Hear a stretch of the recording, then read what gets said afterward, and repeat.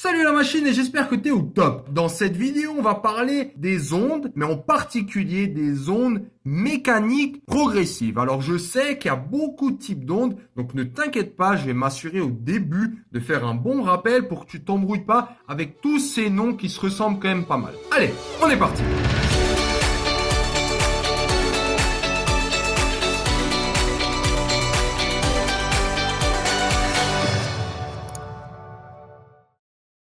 Alors, avant de parler des ondes mécaniques progressives, je veux juste m'assurer que tu comprennes bien la différence entre une onde mécanique et une onde électromagnétique. Parce que j'ai une nouvelle pour toi, c'est pas la même chose.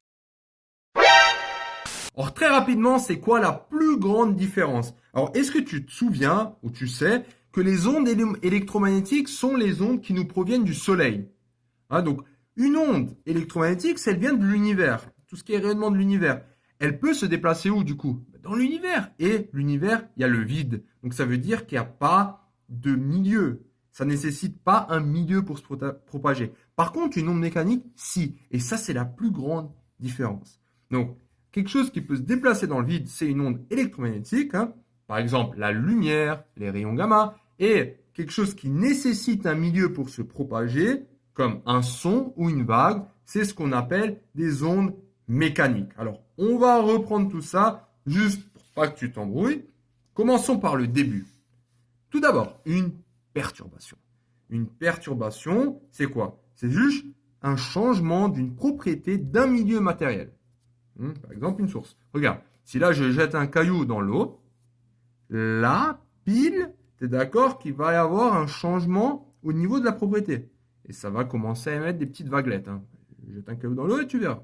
À partir de là, c'est l'onde magnétique, c'est bien ce que je t'ai dit. Donc, c'est la propagation. Alors, très important de préciser que cette propagation, elle ne se fait pas dans une direction particulière. Elle se fait vraiment dans tous les sens. Et cette propagation, alors, quand c'est mécanique comme M, dis-toi qu'il faut un milieu matériel.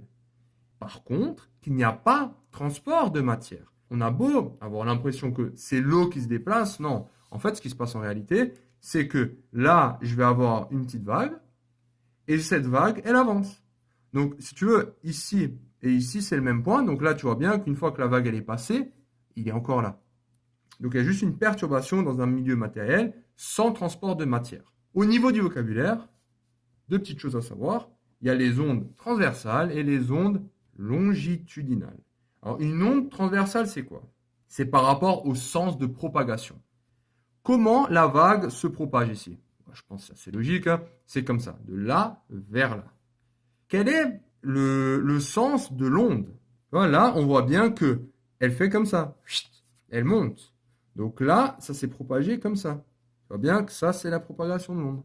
Donc, si j'ai un sens de déplacement comme ça, et l'onde qui se déplace comme ça, les deux sont perpendiculaires.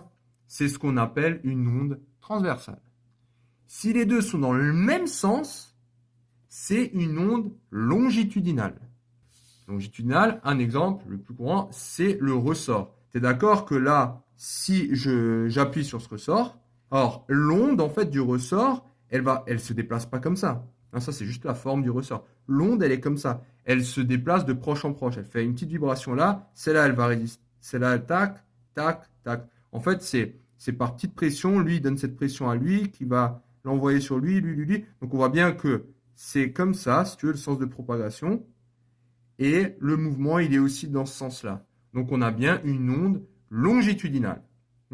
Donc, ça, c'est pour les ondes mécaniques avec un tout petit peu de vocabulaire. Onde transversale, onde longitudinale.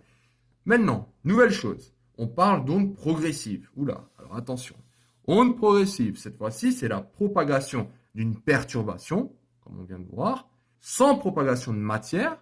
Mais la particularité d'une onde progressive, c'est qu'il y a propagation d'énergie. Alors, regarde juste. Là, on ne parle pas de milieu. Est-ce qu'il y a un milieu? Est-ce qu'il n'y en a pas? On ne précise pas, là. C'est juste, dès qu'il y a progressive, tu dois penser P, donc propagation avec énergie. Mécanique, c'est milieu, progressif, c'est propagation avec énergie. Si on met les deux ensemble, du coup, onde mécanique, progressive, à ton avis, c'est quoi? Donc, mécanique, c'est propagation de perturbation dans un milieu, sans propagation de matière. Et cette fois-ci, vu qu'elle est aussi progressive, avec propagation d'énergie. Typiquement, la vague. Donc la vague, c'est bien le milieu, c'est l'eau, et il y a de l'énergie. Si tu te mets au bout d'une vague, bah, tu vas voir hein, qu'il y a une certaine énergie.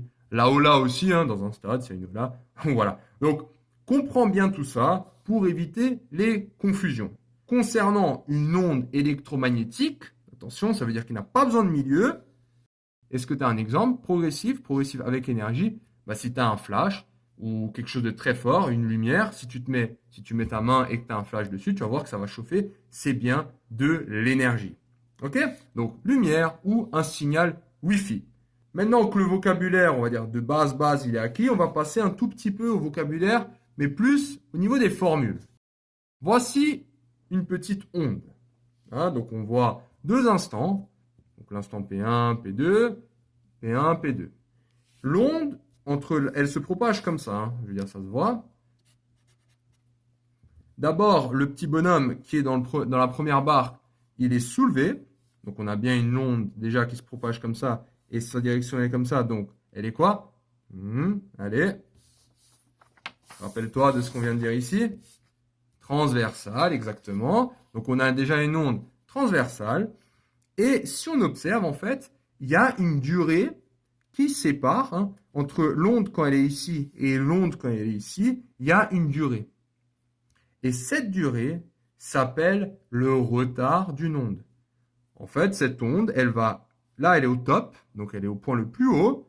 Et après, elle va avancer, et là, elle sera de nouveau au point le plus haut. Donc, c'est un peu comme son cycle. De manière générale, la durée séparant deux points, donc on prend deux points n'importe où, s'appelle le retard d'une onde. Ok? Donc, si on dit qu'à la position 1, cette onde, il est en T1, temps 1. Position 2, il est au temps 2. Le retard d'une onde, ça va être quoi? Ça va être le temps final moins le temps initial. Si là, il est à 2 secondes et là, il est à 5 secondes, on voit bien que le retard, il va être de 3 secondes. Donc, on note taux. Ça, c'est taux. Donc, c'est des secondes. Hein. C'est T2 moins T1. Ça, c'est quand on parle de temps. Donc, on parle de retard d'une onde. Quand on parle de vitesse, on utilise le mot célérité d'une onde. Alors, regarde, vitesse, temps, quel est le lien entre tout ça? Hein, ça, c'est formule. V est égal à D sur T. Ça, c'est notre formule. Donc, cette fois-ci, disons, appliqué à ça, quel est notre temps entre ce point et ce point? C'est ce qu'on appelle le retard. Exactement. Et quelle est notre distance? C'est la distance P1, P2. Oui. Donc, si j'applique ça avec célérité d'une onde que je vais noter C, hein, comme d'habitude, c'est des mètres par seconde, hein, c'est une vitesse. On va avoir la distance, que je viens de dire, par le temps, taux. Et en fait, je ne t'ai pas dit, donc là c'est en secondes et là du coup c'est en mètres, vu que c'est des distances, mais je ne t'ai pas vraiment dit, sauf que si tu as une onde qui est comme ça, la distance qui sépare la même position, parce que là on est tout en haut et là on est tout en haut, cette distance, c'est ce qu'on va appeler justement la longueur d'onde. Et si c'est tout le temps la même, ça veut dire que c'est un signal qui va se répéter. On parle de périodicité. Hein, périodicité, c'est comme maintenant, ils disent souvent un signal sinusoïdal, quelque chose comme ça, qui se répète. Donc tu vois bien que ça, tu vois, il fait ça, et là, il recommence. Il recommence. Il recommence. Donc là, on a bien une longueur d'onde. On a une périodicité. Et la formule la plus courante, j'ai envie de dire, que toi, tu vois, c'est V est égal à D sur T, si je la transforme. Donc, ce D, on va l'appeler lambda. Et ce T, justement, c'est le taux du retard. Et ça, c'est la célérité.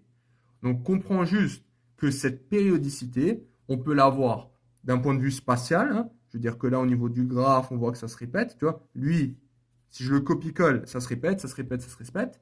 Et aussi au niveau du temps. Parce que le temps entre là et là, il y a aussi une périodicité. Donc, elle va être temporelle et elle est spatiale. Alors, ne t'inquiète pas, hein, si ce n'est pas entièrement acquis, donc, et juste une notion, de toute façon, on va le faire dans les exos. Alors, juste pour te dire que à partir de cette formule, si maintenant je veux isoler lambda, donc ma longueur d'onde, ça va être, tu vas me dire, C, la célérité, fois taux. Ouais, donc taux ou T, hein, comme tu préfères, T. Et en fait, il y a une relation qu'on voit tout le temps, c'est avec la fréquence. Et le petit rappel, c'est que la fréquence, c'est 1 sur le temps, 1 sur la période. Donc, cette formule, hein, donc D, c'est C fois T. Donc, tu vas obtenir quoi? Tu vas juste obtenir lambda, dans ce cas-là, ça va être C divisé par la fréquence. Et toi, tu auras plutôt l'habitude de voir cette formule. Donc, c'est lambda fois la fréquence. Et la fréquence aussi, souvent, on la note nue. C'est une espèce de V. Donc, voilà, au niveau des formules, hein, donc c'est surtout cette formule que tu vois. Mais tout ça pour te dire que ça part tout le temps de la même chose. V est égal à D sur T. Sauf que ici, on appelle longueur d'onde. Hein, parce que cette longueur d'onde, c'est bien ça qui nous donne cette périodicité spatiale. Et il y a aussi une périodicité temporelle. Et on retrouve tout dans ces formules. Avec la fréquence et avec la célérité d'une onde, longueur d'onde et sa fréquence. Voilà pour un petit résumé des ondes progressives et mécaniques. Félicitations d'être arrivé jusqu'au bout de cette vidéo. Cette vidéo t'a plu? Ça tombe bien, il y en a encore. Sur matrix.fr, tu peux non seulement télécharger le résumé de cette vidéo, mais aussi retrouver tout ton programme avec plein d'exercices corrigés étape par étape. Tu peux aussi défier tes amis dans des jeux et te mesurer à la communauté Matrix pour gagner un cadeau tous les mois. On se retrouve sur matrix.fr.